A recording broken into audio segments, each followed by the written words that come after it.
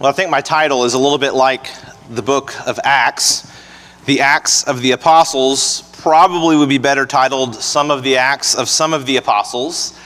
And that's kind of like my sermon tonight. It's not everything about truth, it's just some truths about truth. So I don't want to overshoot what I'm going to accomplish after the announcement about my title this evening. But I do think there are some important things we need to talk about in relationship to the idea of love, particularly connected to our culture. And if you remember, this is sort of the direction I want to go in the next few days, challenging human thinking and embodying the compassion of Christ. This idea of courage, but being courageous, being bold in a gracious sort of way. And so I want to do that this evening as we talk about this idea of love. And of course, there are many passages we could turn to, but I'm going to be pretty predictable tonight and look at 1 Corinthians chapter 13. That's where we want to go, 1 Corinthians chapter 13. And we're going to talk about what Paul has to say here about love in this text.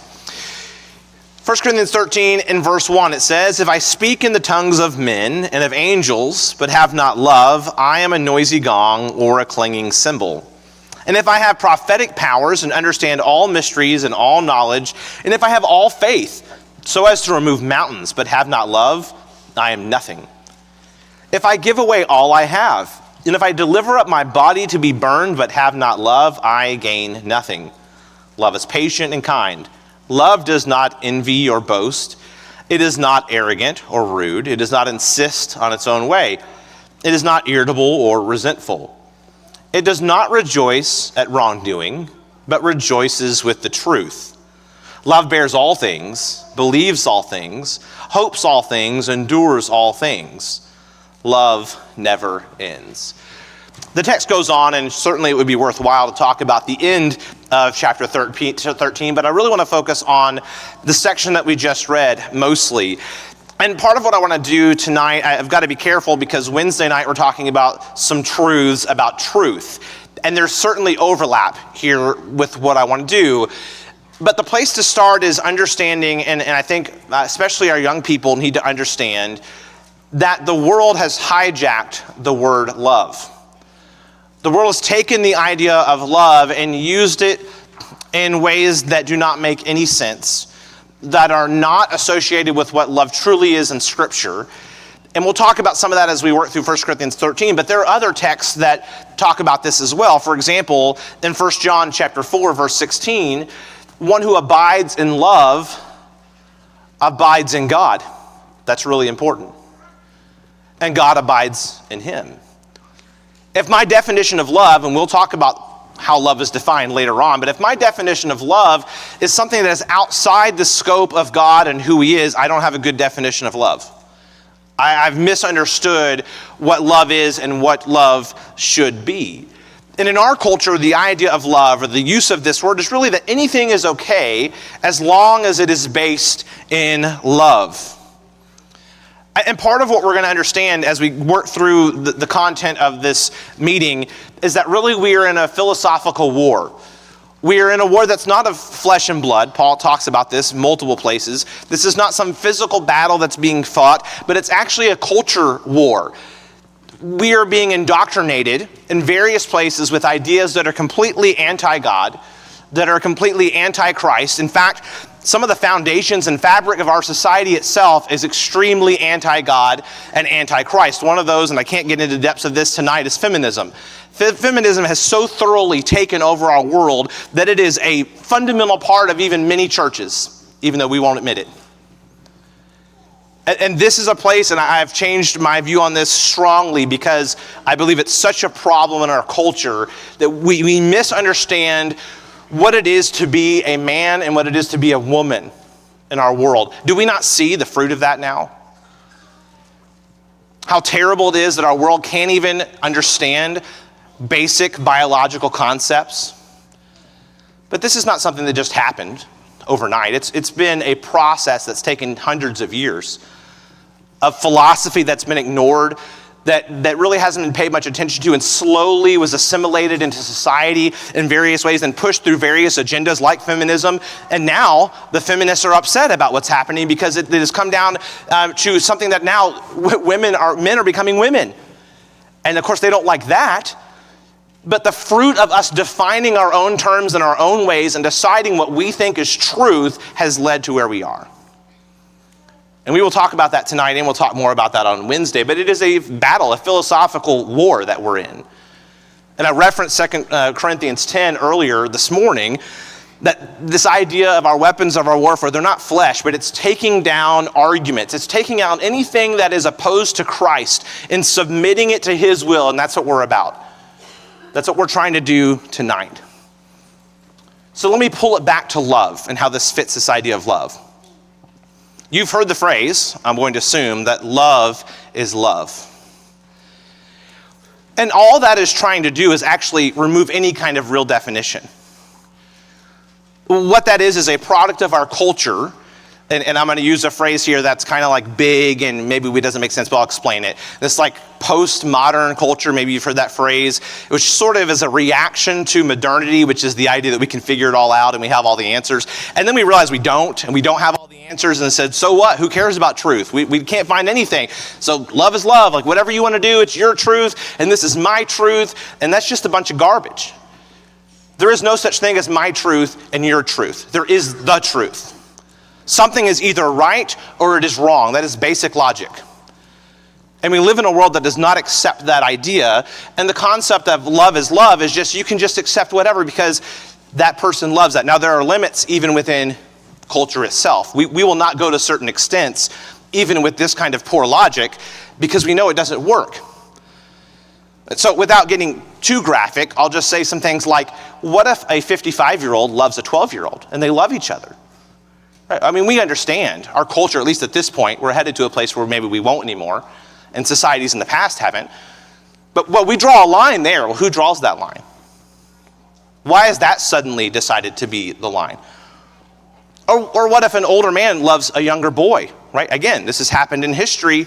Love is love, right? Where's the line? And who decides that line? See, the problem is we have stepped away from understanding what actual love really is. And so we need to talk about some truths about love, about Bible love, about what God has to say about love, because if we abide in love, we abide in God.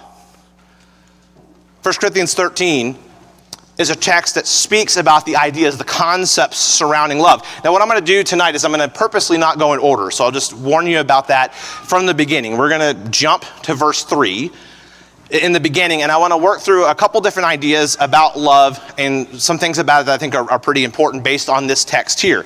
And I'll admit up front, there are many other texts we could go to probably learn various other truths about love, and we can't be here for 3 hours. Y'all have a game you want to go see, and I'm sure I do too. So we don't want to do that tonight, and that's okay. We can do that another time. But this verse has tons of great information for us. If I give away all that I have and deliver up my body to be burned but have no love, I gain nothing. Now, I want to talk about that phrase, I, here in a minute, in the next point. But we'll kind of save that for later, this idea of who I am. Man, that is a powerful statement. Paul is saying, hey, you can be this philanthropic person who does all sorts of amazing things. I mean, you're giving away billions of dollars. You can give away everything. You can be so committed that you're a martyr for the cause, whatever your cause may be, or even the cause of Christ, in your head at least, whatever that means to you. But if you don't have love, you don't really get it.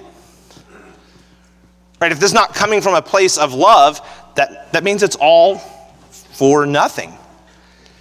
And so the point I want us to get from this is that love determines the worth of my works. And I want us to understand that our works do matter. God does care about our deeds. He absolutely does. And it is all over Scripture. In fact, you could go to like Revelation 2 and 3, and I think 5 of the 7 churches, he starts out his letter to them, I know your deeds. It's the same word. So whether your Bible says deeds or works, it's the same word in Greek, ergon. He knows their works. He's looking at their works. Their works matter in a very, very big way. God has been gracious, and there are expectations that come from that. He has saved us when there was no way we could save ourselves, and he wants us to live a certain way in reaction because we love him and we care about him and we appreciate so much what he's done for us. And so actually works are really tied up in grace. That's, again, another sermon, although I think Reagan McClenny preached one that is pretty much that idea not too long ago here, that really the idea of faith and works that actually is combined in the whole concept of what grace is. Anyway, but this idea of doing all these amazing things, if it's not done with love, it doesn't have any significance whatsoever. Let me prove this to you. Do y'all remember, I don't know if it was over in this area or not, I know I saw it in Houston some and some other places. Do you remember this like propaganda piece? This whole thing about being good without God. Anybody ever seen that? So it'd be like a billboard, or sometimes it was maybe even an ad. I think I saw it on TV. You know, good without God. There'd be this picture of like Bill Gates or Warren Buffett or some other kind of well-known person. Athletes sometimes were included. And they had made this claim, at least, that they're going to like give all their money away, right? They do all this great work for people, and so because they give a lot of money away and they help a lot of people, that means they're good and they don't have to have God, right? They're not religious. They don't follow the creator of the world. They don't believe in Jesus Christ, but look, see how good they are because they do all these good deeds. It's interesting that these kind of claims will be made. You know, I read a biography about Warren Buffett, not because of any of that. I just happened to be interested in it. I have an undergraduate degree in finance, so I heard Warren Buffett speak one time, read a biography about him. Man, he had some great things about his life.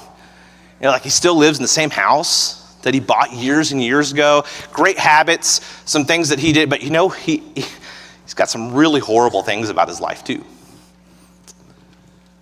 Same thing with Bill Gates.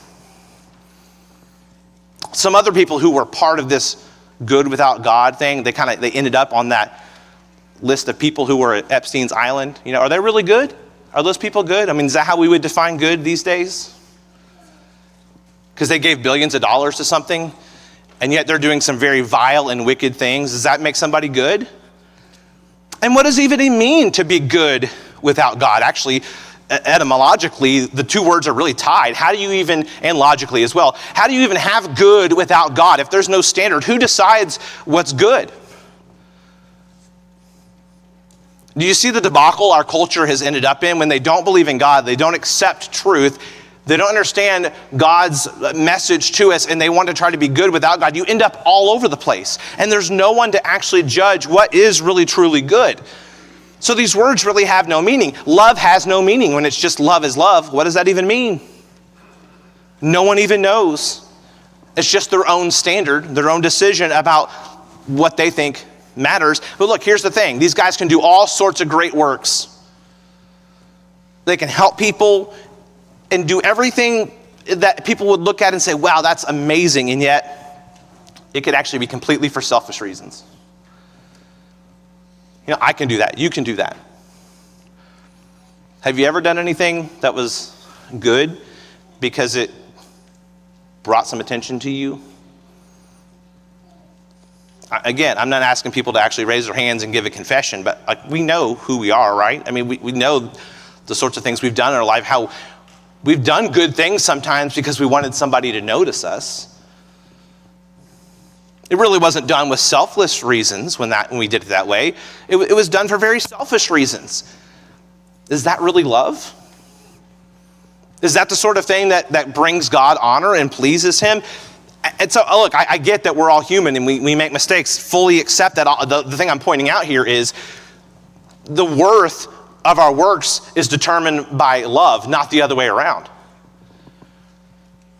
Let me illustrate that another way. I mean, we've seen relationships like this, maybe within our family, unfortunately, or, you know, you have a spouse that does grand gestures, right? Actually, this is one of the things that narcissists do, right? There's all sorts of things that happen. They do these grand gestures to try to manipulate.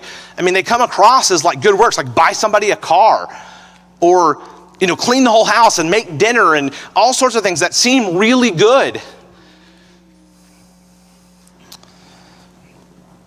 And yet then later they hold it over their spouse's head or use it to manipulate. Are those things, does that mean those works are actually worthwhile?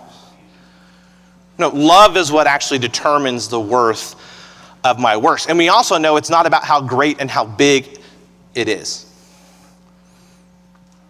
That little kid that picks the flower out in the yard and brings it to mom, that doesn't have a whole lot of value, does it? From an earthly perspective.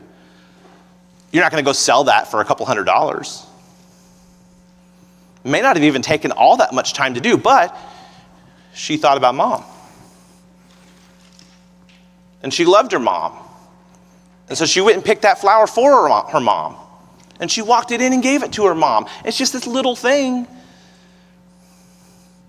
But what's behind it? See, that's what gives value to our works, is the fact that they're done in love. And this is not just in marriage, this is just illustrated with children and with parents and children, but it can also be in friendships, and we develop these friendships, and hopefully they're done for reasons that are selfless, as we talked a little bit about even this morning. That love, Paul's saying here in this text, is the determining factor of how valuable my works are. Even martyrdom. I mean, think about that. Someone can give their life, sacrifice even their life, but if it's done for incorrect motives, selfishly, now I think Paul's using some hyperbole here. I can't imagine sacrificing my life just to be selfish. I'm not saying it can't be done, but I think Paul's just trying to exaggerate a little bit here, and does it a couple times in the text, just to help us understand how important it is to have love be the foundation of what we're doing. But I think this next point is even stronger. I am defined by love. Back to verse 1. If I speak in the tongues of men and of angels, but have not love, I am a noisy gong or a clanging cymbal. If I have prophetic powers and understand all mysteries and all knowledge and have all faith, see kind of hyperbolic he's being here, it's just like everything. If you can do all sorts of incredible things, you can remove mountains, but you don't have love, I am nothing. Now, this probably hit these people pretty hard, but I'm not sure there's a culture or a time up until this point. Now, I've only lived a short amount of time, but what I know is we are amazingly individualistic, and we are so interested in defining ourselves that this has to hit hard. I'm nothing. I can't think of something that's more offensive in our world today than telling somebody they're nothing. But this is the point Paul's making. If you're not doing things from a place of love, it's not just that it is nothing, it's that you are nothing. Whatever you've defined yourself as, whatever your self-expression, whatever it is, it doesn't mean anything apart from love. If you don't have love as the foundation, and none of that makes any difference. And identity has become everything in our culture. I mean, even among God's people, we sort of do this thing, right? We have a lot of labels we like to use. We like to make sure we know where people are and all that sort of thing. But even we bring it down from there, like, I'm a song leader, right? Or some of these other things we use, just talking about real simple things. I used to live somewhere where somebody introduced themselves that way. They were song leader. Now again, I'm not saying it's wrong to say the things you do or whatever, but just understand that these definitions, like I'm a preacher, I'm a Bible class teacher, or whatever it might be, it really doesn't mean anything if it's not based in love at the foundation. However we define ourselves, and sometimes within churches of Christ, we really make a big deal about this thing, like about the duty roster and who gets to do what. I mean, you all probably don't have this problem, but other places I've been, like, who gets to be the song leaders and who gets to do the Lord's Supper talks, and this kind of becomes this really big thing sometimes. And look, I just want us to understand that doesn't really matter. It doesn't really matter if I get to do it or you get to do it. What matters is that God is glorified. And do you understand that this is the whole context of what Paul's talking about here in 1 Corinthians 13? These people are all worried about spiritual gifts. And as you get into 1 Corinthians 14, it's like the big thing's tongue speaking. They all want to be tongue speakers, and they want the recognition that comes from speaking in tongues. And Paul tells them, prophecy's better. I don't know why you're so interested in that. Maybe because it brings you a lot of attention. I don't know. But the focus is too much on self, and Paul's trying to help them understand that's not what really matters. In the end of chapter 12, he says what really matters is that everyone finds their place within the congregation. Not everybody has to be a song leader. Not everybody has to be a preacher. And I want you to just stop for 1 second and think about this. If we make a really big deal about all of those things, just understand the value and the worth that we put in all of that. If we're doing things God's ways and his hierarchy only falls on one gender. Don't we think that's kind of silly? Do we not think our women have incredible value? That we'd really make a big deal about this? Now, maybe this isn't a problem here. I have no clue. I just know these are the sorts of things sometimes that become a really big deal to some people. I haven't been on the list in 6 weeks. I don't know. Kind of frustrated by that or whatever. It's not about me. It's about God. And it doesn't matter how much you love to lead singing, if you never lead singing ever again in your whole life, and the congregation sings and they glorify God, it doesn't make any difference. And there are so many other really, really important things that are being done by people. Some people who never even get up in a public way. I know some of the most incredible people I know very rarely do things in a public way. And so I just want us to make sure from an identity standpoint that we don't take something like this, someone who gets up and preaches or someone who's leading a song and they do it really well, right? This kind of goes back to the whole deeds thing a minute ago. And we make that like, oh, that person's a person of great faith. No, they got up and they could preach a sermon or they could lead songs. And those things are important and we need them. But there's so much more to being part of God's people than just the things that happen for a few minutes here. Now, don't misunderstand me. I'm not saying these things aren't important and they aren't vital to glorifying God. They are.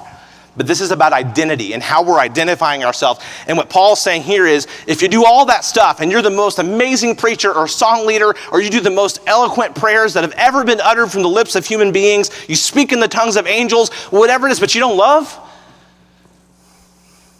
you are nothing. Wow.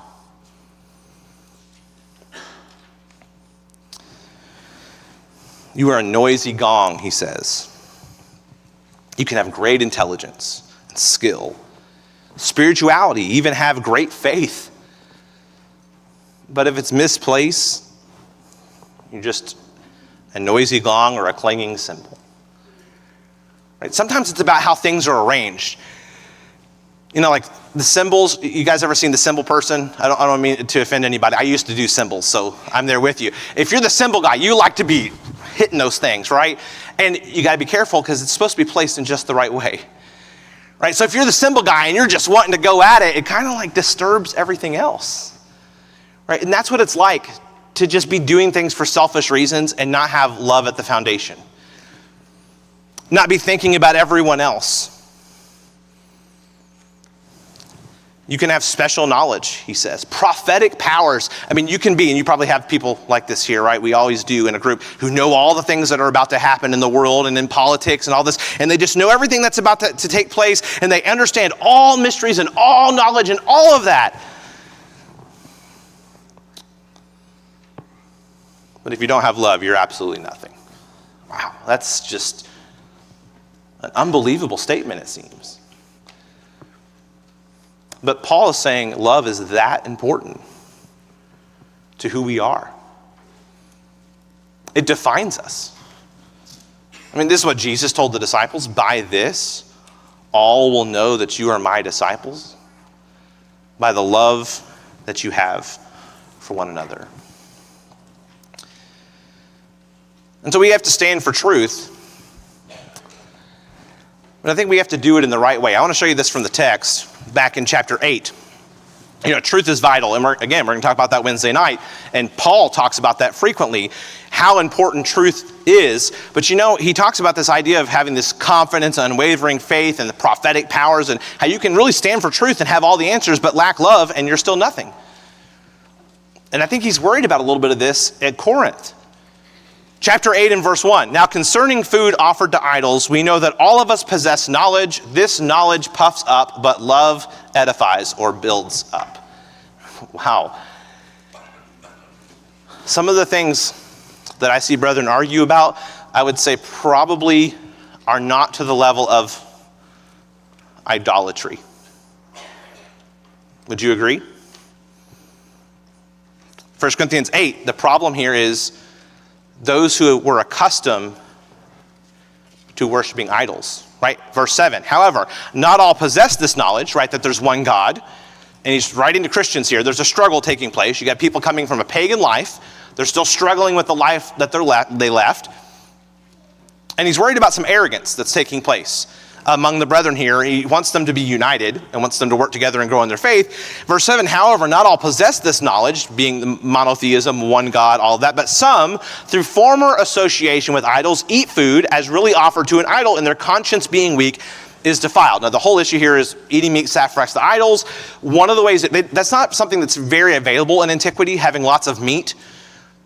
So one of the ways you got that was going through idol feasts, right? You go to the temple, or sometimes, even as he mentions later in chapter 10, maybe it's at somebody's house, and maybe they announce this is a meat sacrificed to an idol, and says, hey, you got to bow out at that point because we don't want to support that.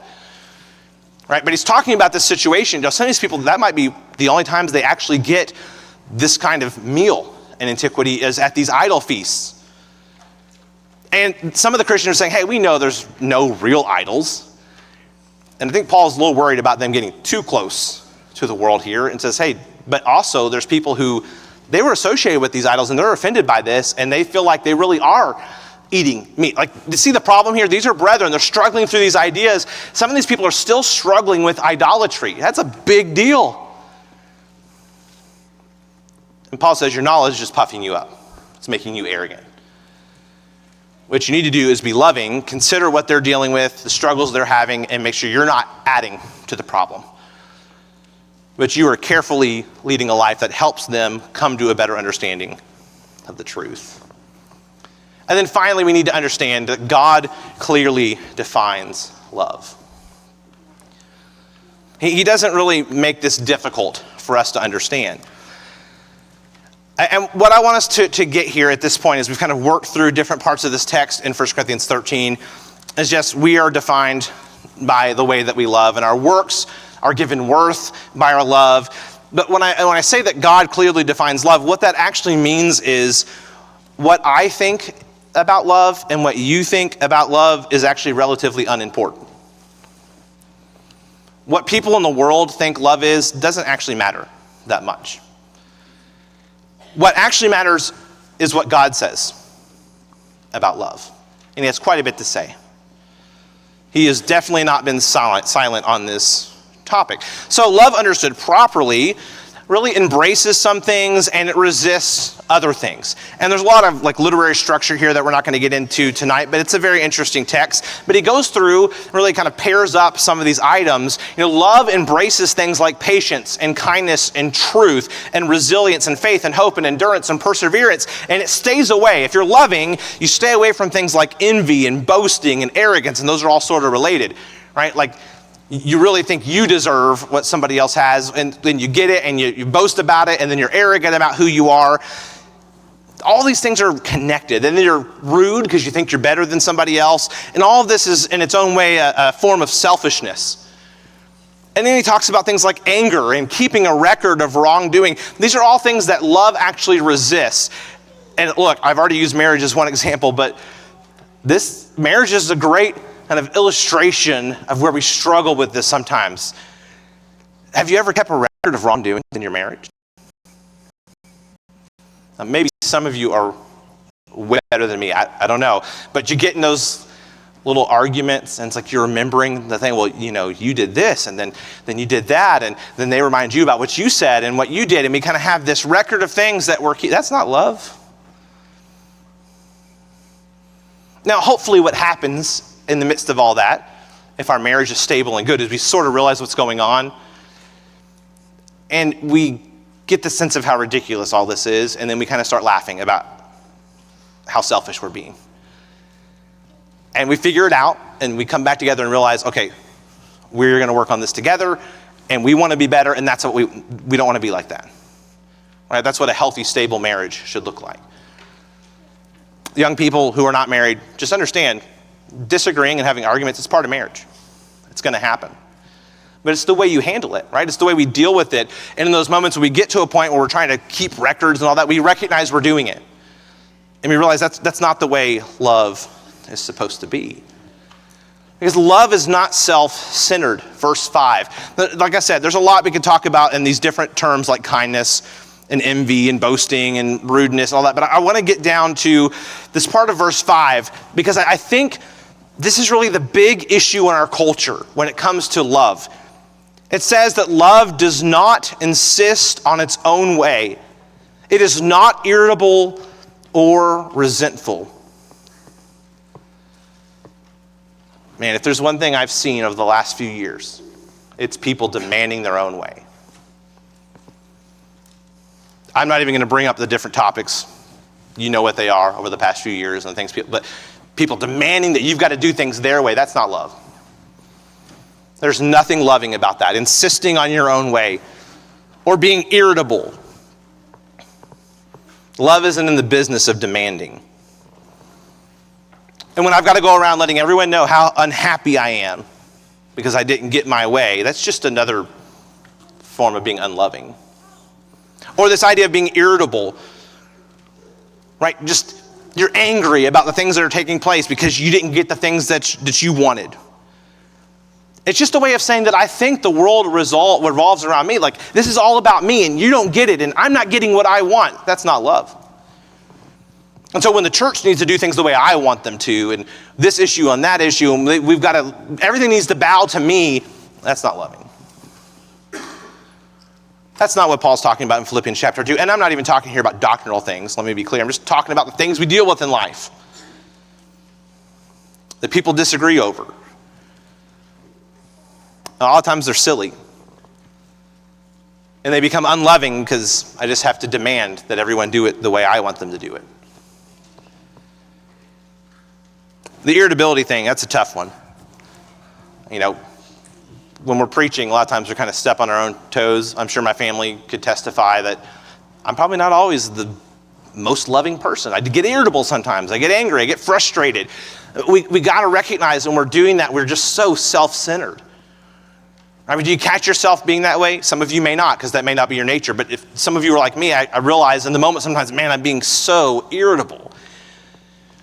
And even when I recognize it, it's sometimes hard to get out of. But one thing I want us to understand is that this is not what love is. It doesn't insist on its own way, and it's not irritable or resentful. I don't go around moping and thinking, well, I should be getting the things I want. I can't believe there's no one ever thinks about me. But especially within the family dynamic, that's a challenge. We have 4 kids. There's a lot of things going on. Right? We're running kids to volleyball and to basketball, and we've got school stuff. We homeschool, so we're doing school stuff all the time. And it's just so busy. And I'm sure I'm not the only one that sometimes feels like I don't get time from my wife. I'm sure the kids sometimes feel that. And she probably feels that for me. I'm busy and I'm doing things. And man, she wishes I would give her more attention or I would talk to her. We'd sit down and have a conversation. It's so easy to get irritable and resentful if we aren't careful. But none of that is based in love. And so God says, don't demand your own way. Don't insist on things having to be your way all the time. Don't be irritable. Don't be resentful. And here's another one. Love is inevitably tied to truth. You just can't get away from it. Paul says to speak truth in love. Maybe we'll have more to say about that Wednesday night, but I want you to see this text in verse 6 of 1 Corinthians 13. Love does not rejoice at wrongdoing, but rejoices with the truth. Here's the thing. When people are doing things in the world that are wrong and wicked and evil and ungodly, love does not rejoice in that. When people want to rejoice about gender confusion and sexual orientation, love does not rejoice in that. Because that is not truth. And young people, whatever you're being told or whatever your minds are being filled with about how you should accept that and that it's okay, it's all rubbish and it's all wrong because it's not what God says is true. And it is certainly not love. Because love does not teach people to do things that are wrong and ungodly. And so love does not rejoice in things that are not true. So love is not always love. What people think is love is not always actually love.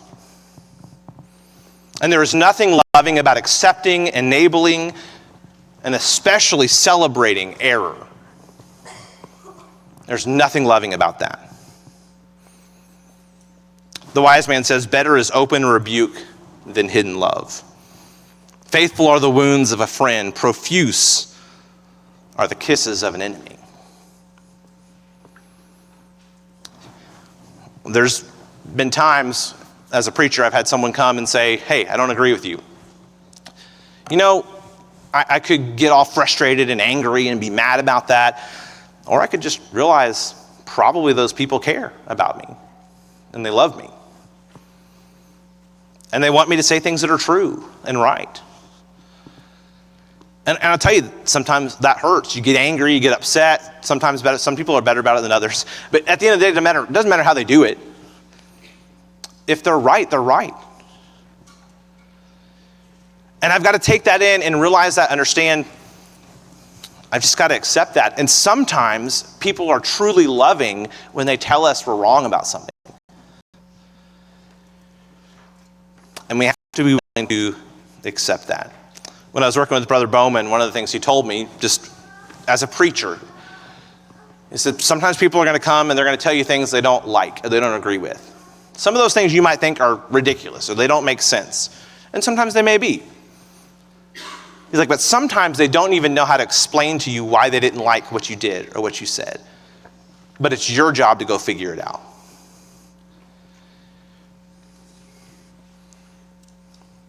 People who love us sometimes are going to tell us things we don't want to hear.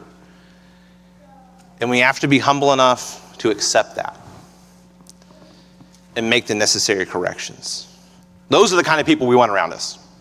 We don't want the people telling us, oh, you're fine, everything's great, you have no problems. They aren't helping us. Letting us drive quickly down a road to hell, that's not what we want. Celebrating error and acting like everything's okay, that's not a true friend. And so don't listen to the world's definition of love as if they have somehow cornered the market on what true love really is. They don't understand love because they don't abide in God. And how can they know if they don't understand what's in here? And they don't believe what God says about love. They don't know what love is. And finally, love is eternal. Interesting, in this text he says love never ends, verse 8.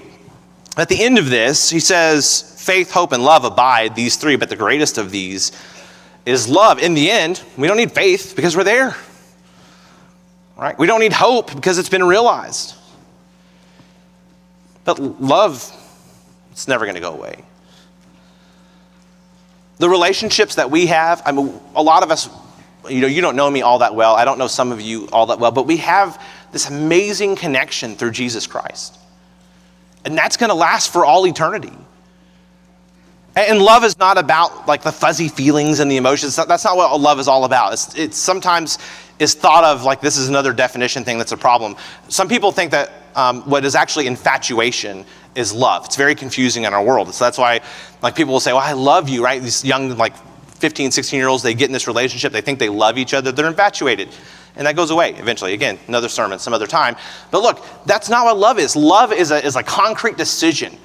It is a choice. We have chosen to follow the Lord, our Savior, Jesus Christ. And we have this connection to God. And through that connection, we come together as brethren and we love each other.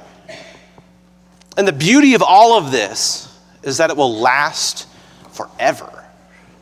It'll never end. There's just very few things in life that are enduring, that really last. But I just love the idea that the people I love in this world, I'll love for all eternity. The Emerson's house is one of my favorite places on earth. I love going to your house. I love being with Chris, and I love being with Summer, and I love being with their kids whenever they're there. And yeah, I came to play golf some for the last 10 years, but even there, the relationships for a lot of those guys is what brings us back. And you know that feeling, right? When you go in somebody's home and it's just warm and it just feels good. It's because that's love. You love each other and you care about each other. For years, I was so happy that Katie, my wife, got to come this past year to the golf tournament in July. Some of you who may not know, there's a tournament around here every July. A lot of guys come together and we're here for a week. And Unfortunately, my family just hasn't been able to spend a ton of time with Chris's family, but it was just great that she could be here, and her and Summer, they knew each other, but it's not that they didn't know each other, but we're able to spend some time together. And I love that they were able to come this week and be together and be with all of y'all. It's just an amazing thing as a preacher for your family to come and to see how great brethren are. I want my kids to see that. I want them to see how loving people are other places, and the connection that we have through Jesus Christ. And that it's not just about what we have here in this moment right now, but this is something that we're going to have forever. And I don't know exactly what that's going to be like. I can't tell you what the next life is going to be like, but I know one thing: Ben's going to be there, and Bruce is going to be there, and I get to be with these men who have loved for so long in this place. Love is just so amazing when it is shared between God's people, and we realize what that's going to mean for us. One day, this world is going to go away. All the elements, all the physical things, all the things that we think sometimes matter so much. In the end, no one's going to care what degree you got in college. Doesn't mean you shouldn't work hard, kids. But those things, they're not going to matter. But what is going to matter is that we're going to be around the throne of God for all eternity with each other, praising him and loving each other. Do you want to be a part of that? If you're not in Jesus Christ, you don't have that right now. I'm not trying to be mean or ugly. I'm just saying you're not in Christ. And the only way to be with everyone in eternity is to be in Jesus Christ. The only way to the Father is through him. And we want to bring you into that. We want you to experience the love that comes from being a part of God's people and for God to abide in you. And he tells us really how that starts. It's believing that Jesus Christ is the Son of God and giving your life, giving up self, right? Don't worry about your own identity, right? I've been crucified, Paul said. It's no longer I who live, but Christ that lives in me. In the life I now live in the flesh, I live by faith in the Son of God. That's what truly matters. I am a child of God. You can be a child of God. That's the identity that actually matters for all eternity. And you can be baptized into Jesus Christ tonight. Can we help you do that? Why don't you come right now while we stand and we sing.